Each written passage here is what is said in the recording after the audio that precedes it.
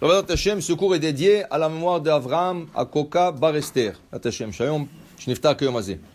Dagmara dit, Brachot 14b. Amar Ula, Kol HaKoreh Kriyat Shema Belot Tefilim, Keilu Me'id Edut Sheker Ba'atzmo. Dit Ula, quelqu'un qui lit le Shema le matin sans mettre le Tefilim. Il fait sa prière, pas de problème. Mais il ne met pas le Tefilim. Et il lit le Shema. Qu'est-ce qu'on dit dans le Shema? Vaya le'ot al yadecha, ul totafot ben enecha. Un signe sur ta main et un signe entre tes yeux. Où est le signe? Tu as dit que ça serait un signe sur ta main et un signe entre tes yeux. Ceci est considéré comme un mensonge. Okay? Dieu, une chose qu'il n'aime pas, c'est le mensonge. Pour Dieu, c'est inacceptable. Okay? Vedover emet bilvavo. Il veut que tu parles la vérité, même dans ton cœur. La Gemara raconte, il y avait un rave, il vendait la fourrure. Il vendait de fourrure. Il est rentré un client, il lui a dit combien il a été intéressé pour acheter quelque chose, il a dit combien, il lui a donné un prix. Il a dit non, c'est trop cher. Le rave, il lui a dit écoutez, juste en face de moi, il y a un autre magasin. Alors, allez-y là-bas, demandez le prix et vous allez voir.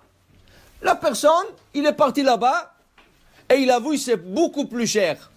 Beaucoup plus cher. Il avait raison celui-là, il est honnête. Il est retourné le voir. La chose est, le rabbin, il s'est mis à faire mincha. L'autre est arrivé, il n'a pas vu qu'il fait la mincha, il a vu comme ça des bouts. Maintenant le rabbin il priait et l'autre il lui dit, ok, je suis d'accord pour le prix que vous avez proposé. Maintenant l'autre il répond pas parce qu'il est en train de faire la mincha.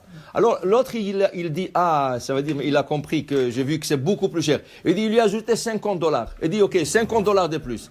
Le rabbin il lui répond pas. Ok, $100 de plus. Parce que là-bas, à l'autre côté, c'était beaucoup plus cher. Il dit $100 de plus. Il ne répond pas. 150, $200. L'autre, il avait le temps de finir la Hamida. Quand il a fini la Hamida, il dit, ça y est, je te donne $300 de plus, pas plus que ça. Donc, quand il a fini la Hamida, le rabbin a dit non. Tu vas me donner le prix initial que je te demandais. J'étais en train de faire la Hamida, je ne pouvais pas te répondre. Maintenant, quelqu'un d'autre le profitait. Il aurait profité. Mais ça s'appelle Dover Emet Bilvavo. Il avait le émet, la vérité, même dans son cœur. Ça veut dire que tu penses quelque chose, dis-le, fais-le comme ça. Okay? Alors, une chose qu'Hachem n'aime pas, c'est le mensonge. Alors, ne viens pas le matin, tu dis, où est le tefilim? Tu as dit ça dans le schéma, où est le tefilim? Oui, tu as fait, est-ce que maintenant, il faut savoir. Maintenant, il y a deux choses. Il y a la prière, il y a le tefilim. C'est deux choses différentes. Okay? Il faut distinguer entre la prière et le tefilim. Ça ne veut pas dire qu'il ne va pas être payé pour ce qu'il a fait. C'est sûr qu'il va être récompensé dans le ciel pour la prière. Mais d'autre part, ils vont lui dire, mais tu étais menteur là. Okay? La même chose. Il y a deux mitzvot qu'une personne ne fait pas. Par exemple, il y a ce qu'on appelle talit katan. Le talit katan sous les habits. Il y a la kippa. Mais non, il y a beaucoup de gens qui disent, le talit katan, ça ne dérange pas. C'est un t-shirt. C'est un t-shirt à 4 coins. Tu prends tout le fil, tu le rentres dans le pantalon. Personne ne peut savoir que tu portes un talit katan. Personne ne peut savoir. Okay? Mais donc ils disent, mais écoute, je ne mets pas la kippa pendant la journée, alors je n'aimerais pas mettre le... Mais qu'est-ce que ça a à voir? Parce que tu mets pas la kippa, ça n'a rien à voir. Ou quelqu'un, il a mangé du pain sans faire la bénédiction, ni nitilat yadayim, ni motzi, ni rien du tout. À la fin, est venu quelqu'un à côté de lui, allez, on se mange ensemble. L'autre, il sort Birkat Amazon. Alors il dit, tu vas faire Birkat Amazon? Il dit non. Il dit pourquoi? Il dit parce que je n'ai pas fait motzi. Pourquoi tu n'as pas fait motzi? Tu as mangé tout un repas ici. Non, je n'ai pas fait la bracha de motzi. Ça n'a rien à voir. Tu n'as pas fait la bracha de motzi, mais tu peux faire Birkat Amazon. Ça veut dire que le mitzvot, il ne faut pas dire, oui, elles sont enchaînées une dans l'autre. Mais il ne faut pas dire parce que tu n'as pas fait une, tu ne fais pas l'autre. Alors c'est sûr que quelqu'un qui a lu le chemin sans le tefilim, il va être accrédité pour la prière. Seulement Dieu va lui reprocher, écoute, tu as dit, ce serait un signe, mais le tefilim, okay? Deux fois, il peut arriver que tu ne peux pas,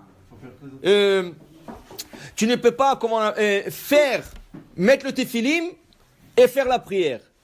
Et c'est acceptable si tu le poses après. Par exemple, tu prends un vol et le tefilim, il y a une heure on peut mettre le tefilim. C'est pas n'importe quand. Okay? Par exemple, il faut attendre 6 minutes après l'aube. Il y a l'aube, il y a le lever de soleil.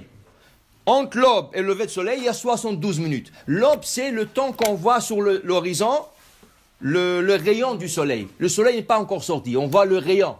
L'horizon devient clair. Après 72 minutes, tu peux voir le bout du soleil. Ça s'appelle Netzachama, le lever de soleil. Okay? On peut commencer à mettre le téphilim 6 minutes après l'aube. Selon les Ashkénazes, dans le calendrier Ashkénaz, c'est 12 minutes après l'aube. Alors, 6 minutes après l'aube, tu peux mettre le téphilim. Okay? Ça veut dire avant, tu ne peux pas mettre. Alors, on va dire, si aujourd'hui, par exemple, je donne un exemple comme ça, 6h15, pose le téphilim, 6h15. Mais toi, tu as un vol à 6h. Tu as un vol à 6h. Tu ne peux pas mettre le téphilim. Même si tu veux prier avant, tu ne peux pas. Ce n'est pas encore le moment de la prière. Alors, tu montes sur l'avion, mais tu dis, attends, quand je vais arriver là-bas, ça va être 10h, il n'y aura pas de minyan. Et je ne pourrai pas prier en minyan, mais c'est inconfortable aussi pour toi de faire la prière parce que tu ne peux pas mettre debout. L'avion est pacté et tu ne peux pas déranger la personne qui est à côté de toi. Qu'est-ce que tu fais? Tu fais ta prière assis. Toute la prière. Le Shema, la Hamida, toute la prière tu fais. C'est téphilim, non? Le téphilim, quand tu vas arriver à destination, quand tu rentres chez toi à la maison, tu vas mettre le téphilim. Mais qu'est-ce que tu vas faire? La bracha, l'aniach téphilim. Tu vas lire le Shema encore en complet. Le Shema. C'est tout. Tu as fait déjà la prière. Alors la prière a été faite. Ah, mais comment? Tu as dit dans l'avion, tu as dit Valot aliadecha ou le Totafot benecha et tu ne les avais pas. Oui, mais tu ne pouvais pas. Tu étais mal pris. Ça, c'est acceptable parce que tu vas le faire après. Alors c'est pour ça que quand tu arrives à destination, tu vas poser tes téphilim et tu vas faire le chemin avec le téphilim. Ça veut dire que si tu avais l'intention de le faire après, parce que tu ne pouvais pas, c'est acceptable aussi. Alors c'est ça. Alors la Gemara nous enseigne ce matin, c'est important a priori d'avoir nos téphilines au moment de lire le chemin. Baruch Adonai Le'olam. Amen ve Amen.